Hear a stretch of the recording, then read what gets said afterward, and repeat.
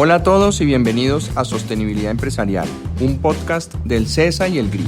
Mi nombre es Henry Bradford, soy el rector del CESA y en este espacio queremos demostrar que la sostenibilidad es estratégica, no recitando teorías, sino contándoles historias de empresas reales de América Latina. En este espacio, gerentes, directores de sostenibilidad y expertos en el tema nos cuentan su experiencia y nos ayudan a entender por qué ser sostenibles está relacionado con ser competitivos. Bienvenidos. Hola a todos, mi nombre es Juan Pablo y en el episodio de hoy les vamos a contar la historia de Alquería, una compañía colombiana de alimentos, en especial de derivados lácteos y bebidas, que en los últimos 25 años pasó de tener 90.000 litros de leche en sus centros de acopio solamente en Cajicá a 1.2 millones de litros en 21 sitios del país, convirtiéndose en la tercera productora de leche de Colombia. Quienes hablan son Carolina Chica, gerente de comunicaciones corporativas y responsabilidad social, y César Vera, director de operaciones. Alquería, como saben, es una empresa familiar. Hoy en día nuestro presidente o coordinador de sueños es Carlos Enrique Cavelier, pero hace 50 años o más de 50 años, su abuelo, el profesor Jorge Cavelier Jiménez, fue quien la fundó. Él era presidente de la Cruz Roja Colombiana y junto a su hijo, el papá de Carlos Enrique, Enrique Cavelier, crearon esta empresa familiar dedicada a todo el tema lácteo. Y nace con un criterio de una botella de leche, una botella de salud. O sea, en sus orígenes, el abuelo de Carlos Enrique, el profesor Jorge Cavelier, tenía la inquietud de cómo hacer para que el consumo de la leche sea saludable para las personas. Y arrancó con esa iniciativa y compró una pasteurizadora con su hijo, que se llamaba Enrique Cavelier. Alquería nace en 1959, hace 60 años, con la adquisición de una planta de pasteurización ubicada en Río Negro, Antioquia, que se traslada ese mismo año a Cajicá, en Cundinamarca, donde la empresa creció y se consolidó. En esta historia es importante rescatar que en los años 90, que eran años económicamente muy difíciles para el país, Alquería tomó una decisión muy importante. Nos habla Jaime Eduardo Gómez, gerente financiero. Un país cerrado, un país que no hablaba de apertura todavía, una economía con una inflación muy alta que ustedes no perciben ni dimensionan eso, ¿no? Yo te puedo decir que yo tenía un CDT del Banco Central Hipotecario al 49%. ¿Qué pasaba en esos momentos? En esos momentos Alquería tomó una decisión, y yo diría que la decisión que cambió la historia de Alquería, que es pasar de la leche fresca a la leche UHT. Era totalmente innovador, era creer en algo totalmente nuevo, y se metió en una deuda grande para comprar los equipos. Y también no saben en qué estaba la tasa de cambio en esos momentos y lo que pasaba en ese momento con las tasas de cambio. Allá había devaluaciones del 100% o del 200%, ¿cierto? Entonces Alquería toma la decisión de hacer unas inversiones grandes en cambio de planta. $2 millones era un infierno de plata en esos momentos, tanto que sube su nivel de endeudamiento en un 49% con respecto a sus ventas. Pero en esos momentos también otra cosa que ustedes no perciben es que la banca no estaba abierta y los bancos no prestaban a largo plazo. No había quien te prestara a largo plazo. O las tasas eran demasiado altas para prestar a largo plazo. Porque te estoy hablando que si la inflación era en esos momentos del 25 al 30%, imagínate una tasa del 40 y pico %. Y te prestaban a 2-3 años para financiar equipos que eran de muy larga vida, ¿cierto? Entonces Alquería lo coge, iniciando un producto, iniciando con algo nuevo, con un sueño nuevo, con una deuda alta, y lo coge en alta devaluación. Pero se la estaba jugando a futuro, apostándole a futuro. Esta decisión, que fue una decisión difícil y que además vino acompañada de crisis económicas y refinanciaciones por parte de los bancos, fue importante porque fue una innovación que pensaba en el largo plazo. Y nos parece importante resaltarlo porque de eso se trata este episodio. En medio de las urgencias y de las presiones de corto plazo que hay que atender, hay unos lentes particulares que nos invitan a hacer apuestas para el futuro. Así como en los 90s en la industria de la leche esa decisión era una apuesta por la leche larga vida, hoy en Alquería esa decisión hacia el futuro es una apuesta por la sostenibilidad. Para seguir con la historia es importante también contarles que esa decisión permitió un crecimiento importante de la compañía y que ese crecimiento estuvo acompañado de varias cosas. Por un lado, la empresa tomó varias decisiones importantes en materia financiera. Primero, en el año 2007 emitieron bonos. Con un proceso que comienza desde mucho antes, ¿no?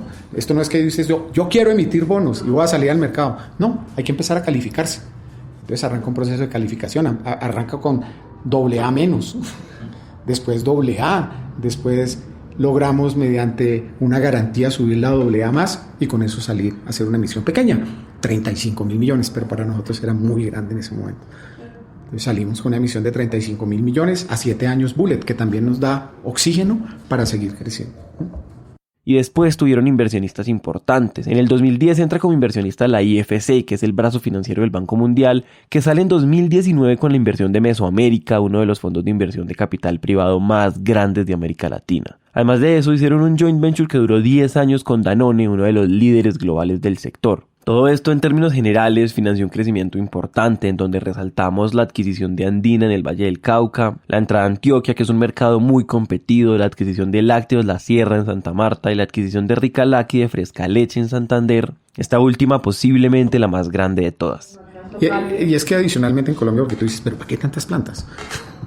Porque el transporte acá es muy costoso.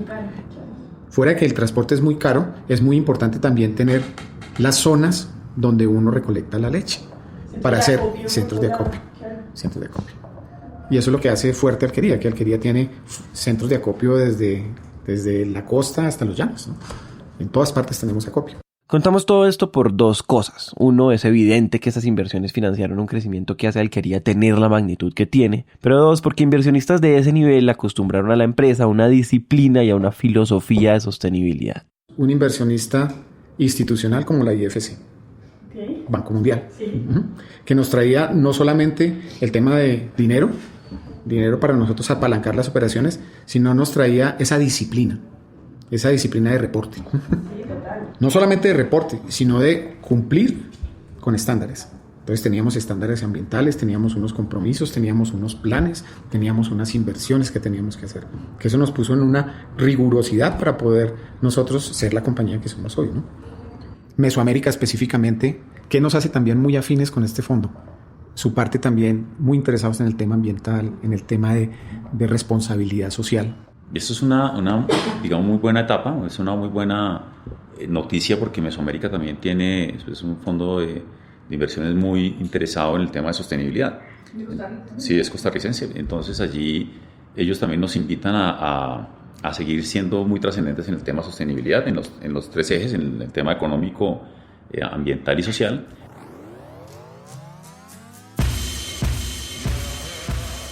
Decir esto es importante porque tradicionalmente los inversionistas se han enfocado únicamente en retorno económico. Pero hoy cada vez más, sobre todo los inversionistas más sofisticados, entienden que la buena gestión social y ambiental de las compañías asegura perdurabilidad y baja el riesgo de sus inversiones y entonces hacen exigencias. Y cuando las exigencias sobre sostenibilidad vienen desde el que financia, pues las cosas pasan mucho más rápido. Todo esto entonces hace que Alquería sea una empresa grande y sobre todo con unas operaciones muy complejas. Desde 13.000 ganaderos, pasando por 14 centros de acopio, 6 plantas, 14 centros de distribución, 600 rutas de entrega y 130.000 clientes. Entonces nuestro volumen diario de operaciones por ese tubo pasan 1 millón de litros diarios, 1 millón de litros de leche diario. Y digamos que en volúmenes de facturación estamos haciendo 30.000 facturas diarias. Es en cada una de estas operaciones que, como acaban de escuchar, van desde los campesinos hasta las tiendas o incluso hasta nuestros hogares, donde Alquería impacta positiva o negativamente su entorno. Y entonces, para hacer una revisión de cada una, comencemos por el principio, es decir, por los ganaderos. Al ser, digamos, el sector ganadero está enmarcado dentro de esa dispersión geográfica de Colombia que ha sido desatendida, o sea, realmente no hay una política que incentive la productividad del campesino per se. Nosotros en Colombia tenemos minifundios o tenemos muy pequeños productores que yo los llamo ricos en la pobreza absoluta, porque un productor de nosotros de Aguachica tiene 40 hectáreas, tiene 50 vacas, de 30 a 50 vacas, entonces tú dirías ser rico. ¿Sabes cuál es el ingreso de esa persona? 450.000 pesos mensuales. Tiene la riqueza de que tiene la tierra y tiene el activo, pero no sabe explotarlo.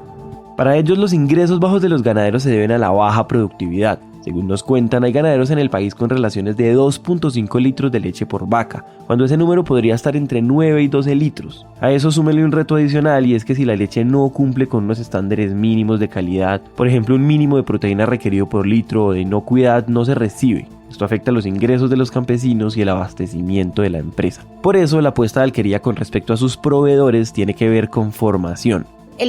La sombrilla del programa se llama Formación Campesina, su sigla es FOCA, ¿cierto? Entonces, es el programa de servicio a los proveedores de alquería, a los pequeños y medianos productores, donde nosotros les promovemos la competitividad y organizamos metodologías para ellos. ¿Para qué? Para que ellos se puedan educar, para que ellos puedan tener un acompañamiento de planificación, digamos, en todo su negocio, para que ellos aumenten su productividad, para que aprendan a manejar todo el tema de gastos.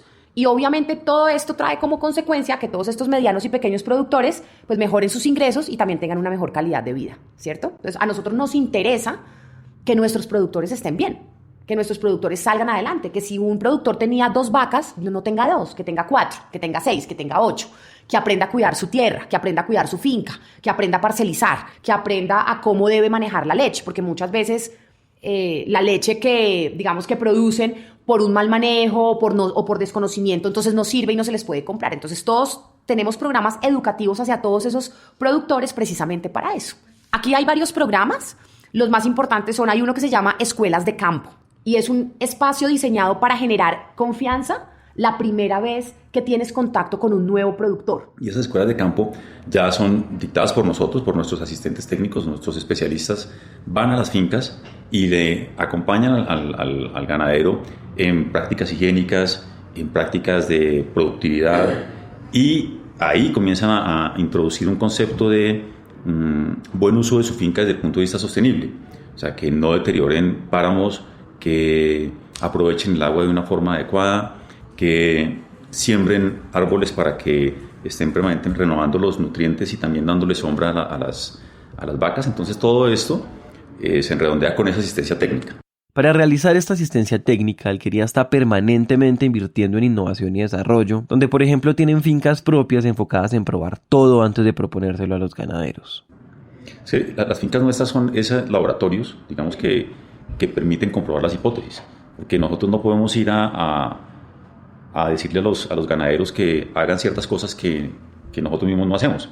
O sea, como si fuera una teoría que estuviera lejana de la realidad. Entonces tenemos esos centros, digamos, de desarrollo. Claro, allí hoy los volúmenes son pequeños, pero estamos permanentemente desarrollando pasto, desarrollando genética, desarrollando alimentación y desarrollando esto de la productividad para comprobar las hipótesis de la raza. O sea, lo importante que es ir evolucionando en los modelos y comprobándoles de una forma auténtica que lo que les estamos proponiendo como acompañamiento y desarrollo es real.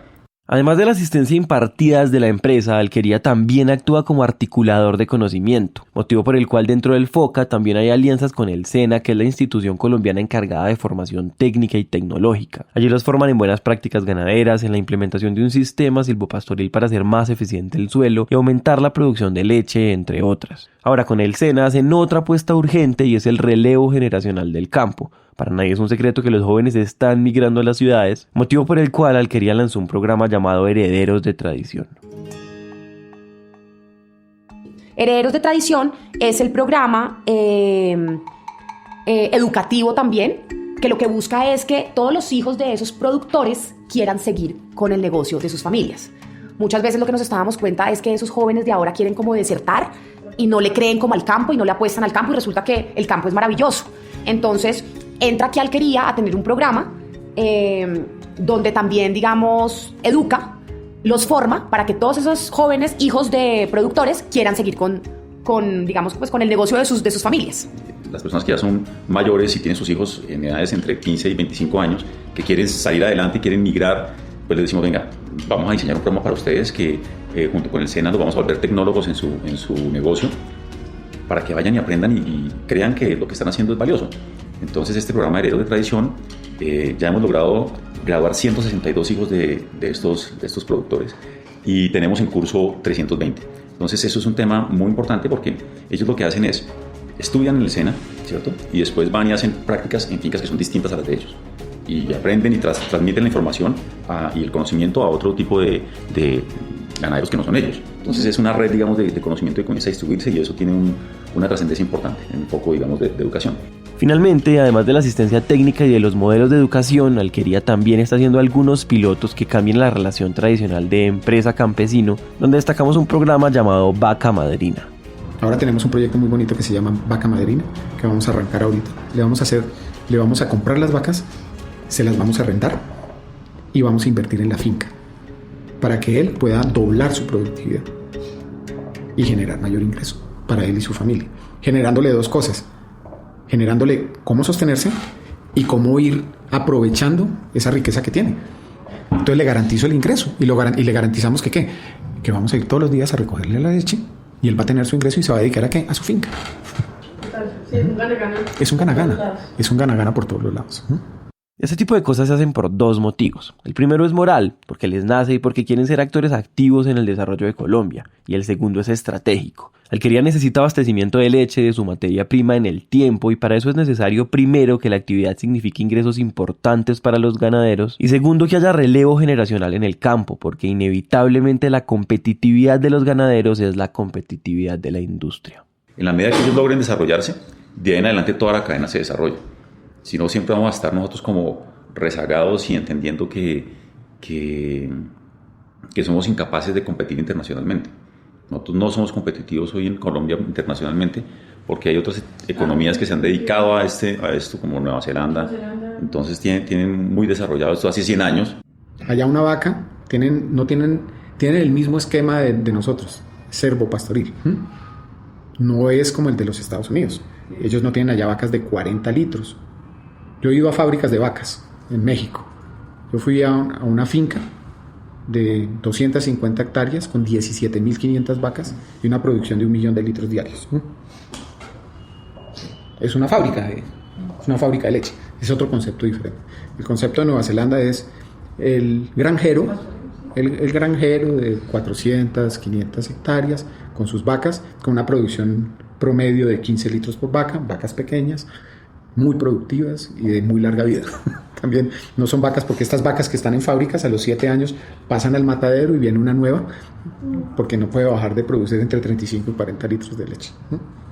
Entonces, Nueva Zelanda es el primer productor del mundo. En Colombia tenemos más vacas que Nueva Zelanda. Pero el activo está. Nueva Zelanda es un país tan grande como el Caquetá y Meta. Nosotros tenemos 3 veces más tierras dedicadas al... Entonces tenemos el activo mal utilizado. Colombia podría ser un país exportador de productos lácteos. Y no la fama que tenemos, que estamos destruyendo la Amazonía, porque la deforestación y todo, ¿no? Porque podemos reforestar haciendo más productivas nuestras vacas. Y en eso estamos empeñados, en hacer ese trabajo. Siguiendo con la cadena de producción de Alquería, la leche que se recolecta todos los días se lleva a los centros de acopio, donde se garantizan las condiciones del producto. Y como estamos tan dispersos, estos 13.000 ganaderos están tan dispersos en el país, pues tenemos al servicio de esta red 14 centros de acopio. Somos la empresa que mayor dispersión de estos acopios tiene en el país, y eso hace que la calidad de la leche sea muy consistente siempre, ¿sí? Porque pues allí se recibe, se enfría, se estabiliza y se envía a las plantas. Y es en las plantas, además de un proceso adicional de verificación, donde convierten el producto en leche de larga vida. Bueno, leche fresca es un proceso en que tú traes la leche de la vaca a la planta y haces un proceso de calentamiento suave en el cual matas hasta el 99% de las bacterias. Te queda el 1% de las bacterias vivas, ¿cierto? Entonces por eso se llama leche fresca y la tienes que refrigerar, porque si no refrigeras, las bacterias crecen exponencialmente. Por eso se llama leche fresca y tiene una duración corta vida. Y tienes que refrigerarla. Y no te dura más de una semana, semana y media. Por eso en nuestras casas, en el antiguo, lo que hacíamos era manteníamos la leche. Si nos sobraba la leche, hacíamos kumis con la leche, porque la leche ya se cortaba. O hacíamos kumis, o hacíamos quesos, o hacíamos otras cosas diferentes. El proceso de larga vida es darle un proceso más fuerte, de un calentamiento muy fuerte, y matas hasta el 100% de las bacterias. Pues en términos sencillos es subir la temperatura hasta 140 grados con 3 segundos de retención, y ya ahí queda para el envasado aséptico. Mediante un proceso estéril empacas la leche. Entonces la leche queda sin bacterias en una bolsa que protege a la leche. No le echas aditivos, no le echas nada. Eso es todo el proceso larga vida. Y con eso puedes lograr periodos de 90 a 120 días. Y matas algo que es costosísimo en todo el proceso, que es la cadena de frío. Ya no tienes que guardar cadena de frío y puedes almacenar la leche. Este proceso de producción, como cualquier proceso industrial, tiene retos ambientales. Por ese motivo, Alquería decidió presentar un plan para el año 2030 llamado Planeta Larga Vida. Pero no quisimos lanzar un plan solamente como un logo, como una campaña de publicidad, sino con un compromiso. O sea, lanzamos el plan con un compromiso de ser carbono neutro en 2030.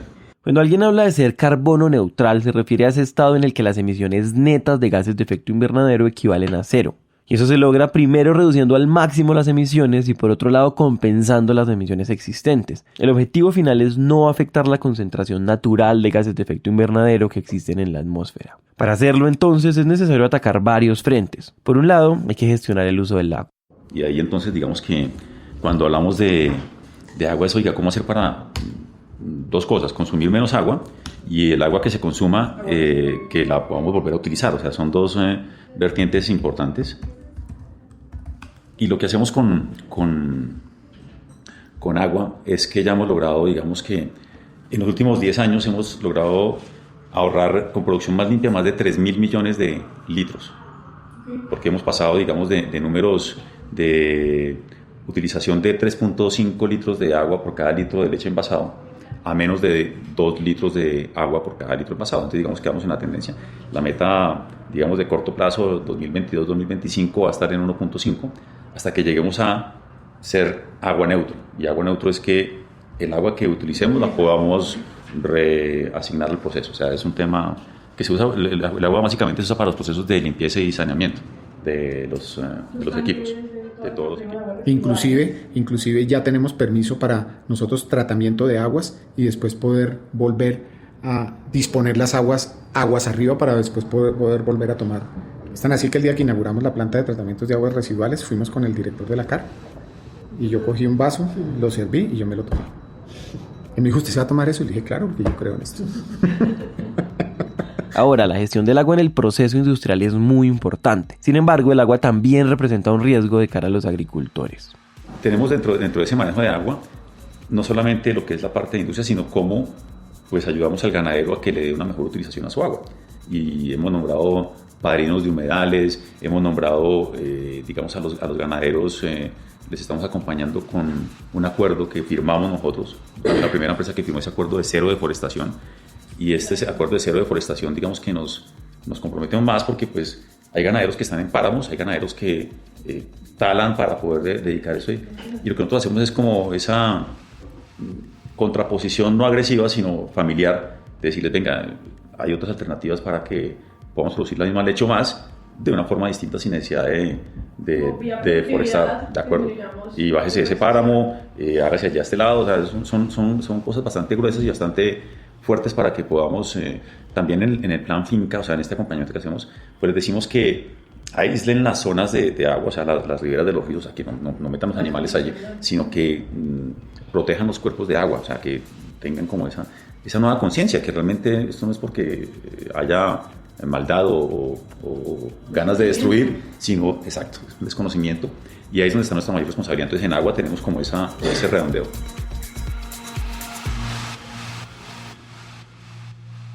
Después del agua hay otro tema muy importante que implica retos para todas las empresas de consumo masivo y son los empaques. Aquí es importante contarles que hace aproximadamente 8 años, en un proceso de integración hacia atrás, Alquería creó internamente una empresa de plástico, lo cual además de asegurar estándares de calidad en los empaques, también se vuelve objeto de investigación y desarrollo en materia ambiental.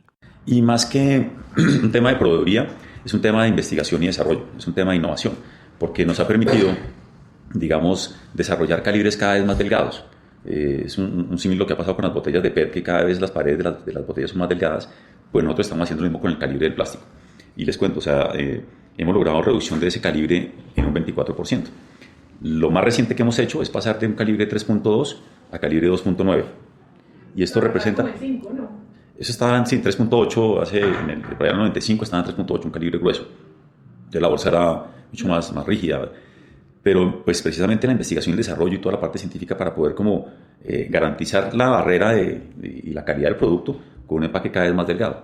Entonces, el paso que hicimos el año pasado, hicimos ese paso de calibre 3.2 a 2.9, eso significa dejar de producir 189 toneladas de plástico en un año. Entonces, eso es una cifra, digamos, muy, muy impactante porque pues reducimos huella de carbono, no producimos el plástico innecesariamente y estamos promoviendo ya la segunda fase, que es irnos a un calibre más delgado, otro paso a 2.6 de aquí al año entrante y poder hacer otro paso adicional.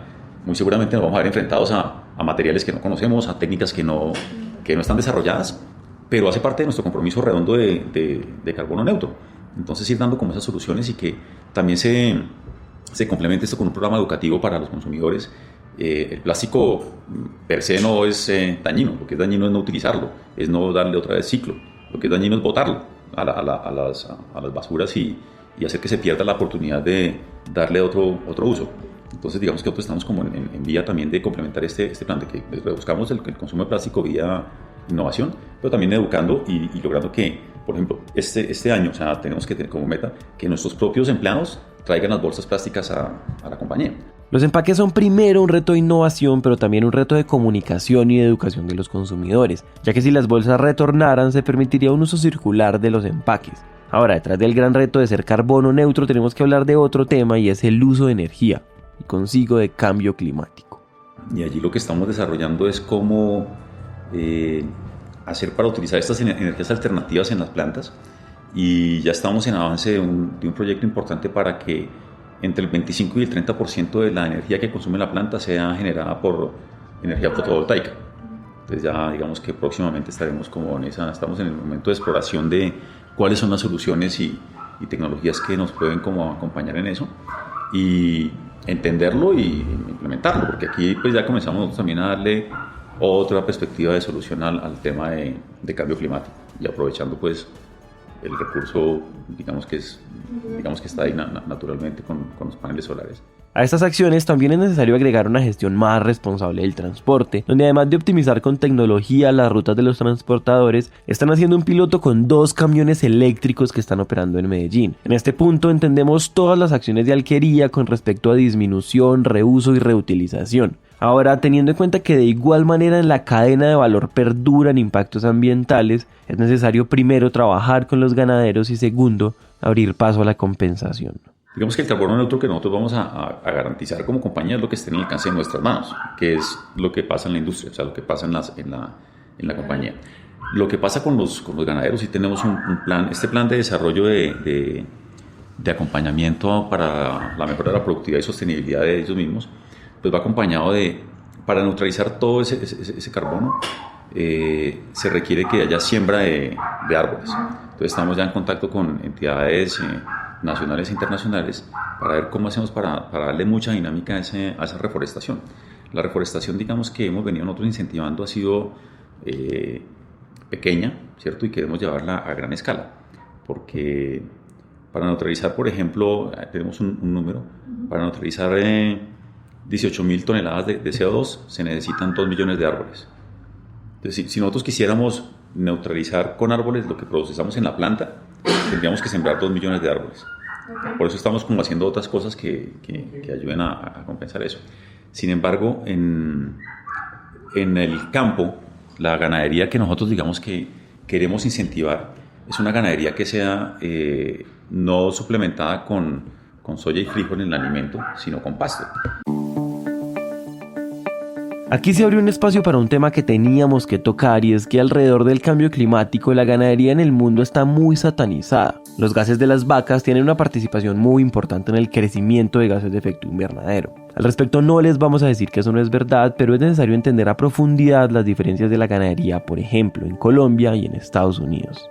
En países desarrollados el alimento que le dan a las vacas es granos y los granos pues producen gases y ahí es donde se produce todo ese efecto invernadero de gases metanos. Es un mito porque en Colombia el pastoreo no genera tanto metano en las vacas y más si lo acompañas de que haya reforestación en la finca.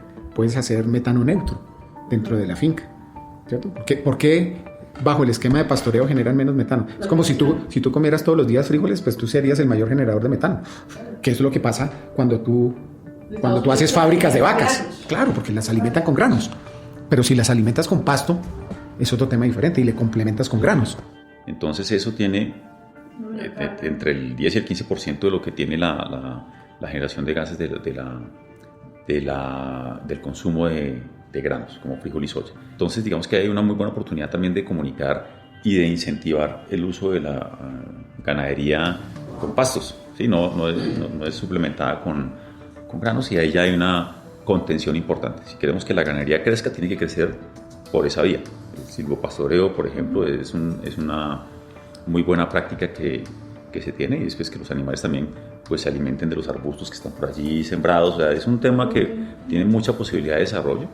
Alquería cierra entonces su visión de sostenibilidad empresarial, que incluye todo el trabajo ambiental interno que les mencionamos antes y el cumplimiento de su declaración de ganadería sostenible, que trabaja sobre el área social, ambiental y económica de sus proveedores. Cuando les preguntamos por qué lo hacen, la respuesta es doble: porque creen en la sostenibilidad como filosofía, pero también porque eso es pensarse la empresa estratégicamente para el largo plazo.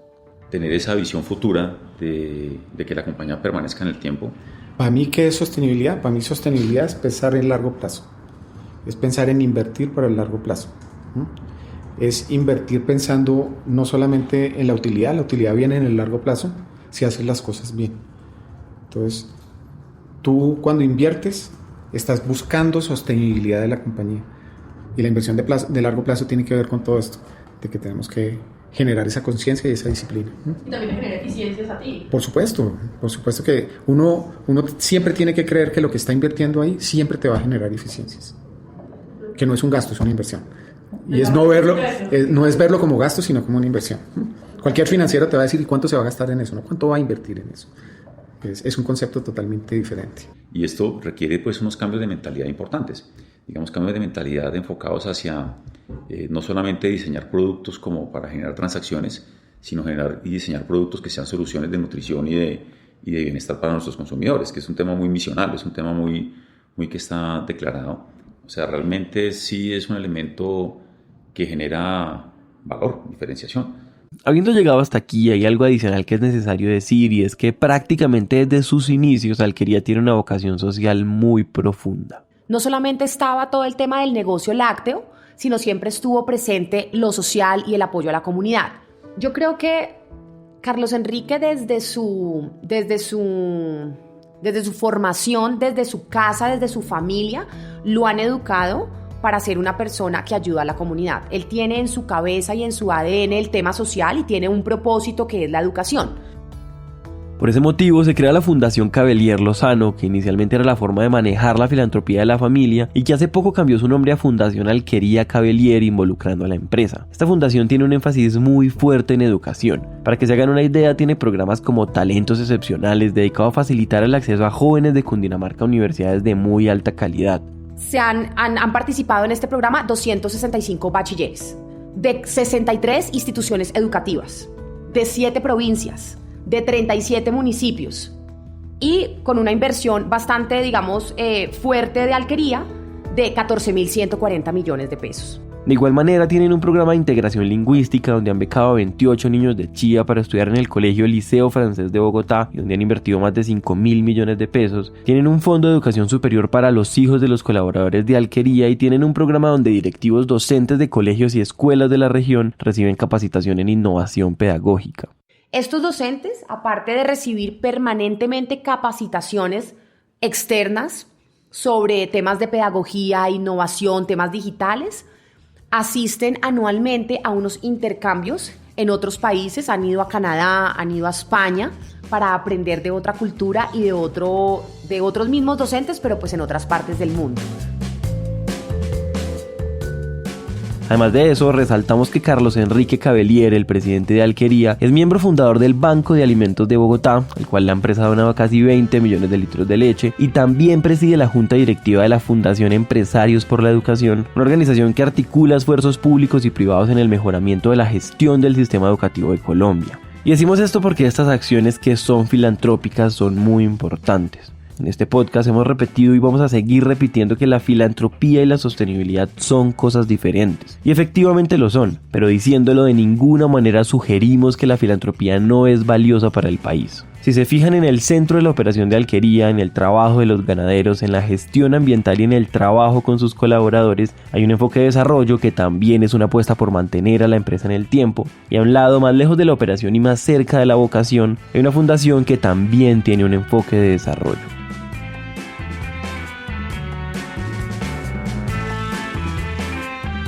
Este episodio fue producido por mí y editado por Daniela Figueroa. El diseño de sonido es hecho por Miguel Andrade y el trabajo gráfico es realizado por Juan Diego Bernal. La dirección del proyecto estuvo a cargo de Ángela Pose del CESA y de Andrea Pradilla del GRI. Agradecemos a César Vera, director de operaciones, a Jaime Eduardo Gómez, director financiero, y a Carolina Chica, gerente de comunicaciones corporativas y de responsabilidad social, por su tiempo, su disposición y por ayudarnos a construir esta historia. Esto es Sostenibilidad Empresarial, un podcast del CESA y del GRI.